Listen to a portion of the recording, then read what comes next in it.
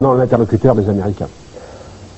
Merci. Alexandre Delval, bonsoir. Bonsoir. Vous êtes l'auteur de plusieurs ouvrages. Le dernier a pour titre Islamisme et États-Unis, une alliance contre l'Europe. Vous rappelez que depuis les années 70, les Américains ont soutenu des mouvements islamistes, notamment lors de l'invasion soviétique de l'Afghanistan, en général pour préserver d'ailleurs leurs intérêts économiques et financiers, mais aussi contre l'Europe en fait.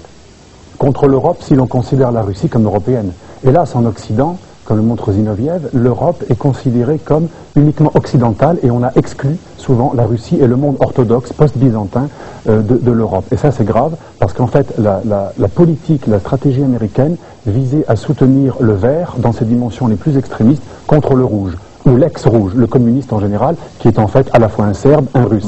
Et ce que j'ai montré, c'est que malgré la chute du mur de Berlin, cette stratégie qui consiste à soutenir le vert contre le rouge a continué, et jusqu'en 1997, voire 98, avant les attentats d'Ar es-Salaam, eh bien, les services américains et même le département d'État recevaient régulièrement les talibans et continuaient à soutenir ce régime extrêmement fondamentaliste.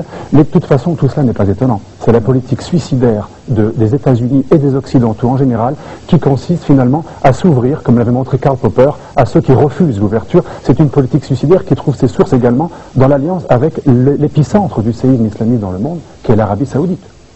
L'Arabie Saoudite, qui est en effet, on y reviendra peut-être tout à l'heure d'ailleurs avec Olivier Roy, qui est en fait, qui a généré également les talibans. On verra un reportage sur l'Afghanistan tout à l'heure. Alors, autre thèse intéressante dans votre ouvrage, l'islamisme n'est pas une vision réductrice et politique de l'islam, il n'est que le retour à l'islam classique et il n'est pas réformable selon vous.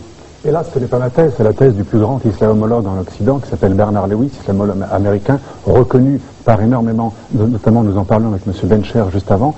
Bien entendu, les premières victimes de l'islamisme sont les musulmans, il faut le répéter, en Algérie, et aussi les femmes musulmanes, en Algérie ou en Afghanistan. Mais les victimes de l'islamisme, ce sont aussi les chrétiens, les juifs, les non-musulmans en général. Et ce qui est grave, c'est que même s'il faut dissocier islam et islamisme, dans l'islam orthodoxe, enseigné jusqu'à nos jours, les 4 grandes écoles juridiques du sunnisme par exemple, eh bien il y a toujours eu 2 constantes, malgré les divergences et malgré les courants modernistes qui existaient, la discrimination envers les non-musulmans d'une part, la zimmitude, qui était terrorisée par un certain nombre d'observateurs, et autre chose, le djihad, qui n'a jamais été uniquement un phénomène intérieur, spirituel, comme l'a dit René Guénon, d'autres islamophiles occidentaux, mais le djihad a toujours été une constante qui existe, une guerre contre l'infidèle. Le djihad fi sabilillah, sur le sentier de Dieu. Et donc, tant qu'il n'y aura pas de réforme de l'islam qui condamnera explicitement des textes qui sont encore enseignés à El-Azhar en ce moment, en Égypte, eh bien, si vous voulez, les islamistes trouveront une légitimité dans une loi canonique, une scolastique musulmane, que Souhaim Bencher lui-même